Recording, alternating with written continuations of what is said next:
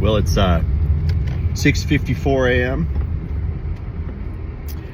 I'm going to pick up David Layton, my partner at Arimathea, as we start our trek to the Vatican to meet our Holy Father. I feel a little nervous, to be honest with you. A little nervous about his health. He's been sick the last few days. For his own sake, of course, I want him to be healthy. But also, because it might get canceled. That wouldn't be so cool. But please pray for me and Dave as we start this journey, and I'll document it with you, and you can come along with us. It's 8:30 a.m. Say hi, Dave. Hi, good morning. We just arrived in Frankfurt from Denver. It was a 10-hour flight.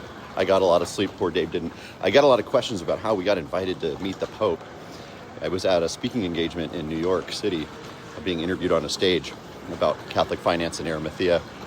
And a nice lady came up afterwards, introduced herself as the assistant to the Vatican's ambassador to the UN. And she asked me to visit the Holy Father. And I thought, what a once-in-a-lifetime opportunity, both for myself and for Pope Francis. Mostly for me, though. So we've just arrived in Rome. Dave and I were in the back of a car driving towards the main part of the city.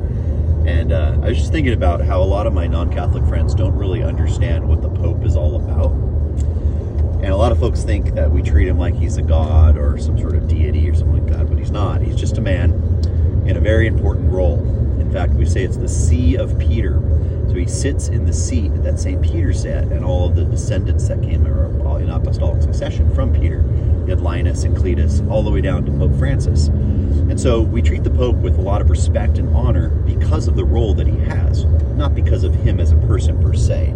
So tomorrow in the morning, I'm going to wake up real early, put on my new suit, my new tie, and go see who we call our Holy Father, which is an honorific title that we give to the Pope. So Dave and I are inside St. Peter's Square, and I'm a huge lover of Egyptian history, along with church history. And this obelisk is pretty incredible. Came, of course, all the way from Egypt. It's one of 13 that are in the city of Rome. And this one's been standing here since 40 AD. I think it was moved a few hundred feet at one point under orders of the Pope. But it's amazing to see Christianity and Egypt and pagan religions all in the same place.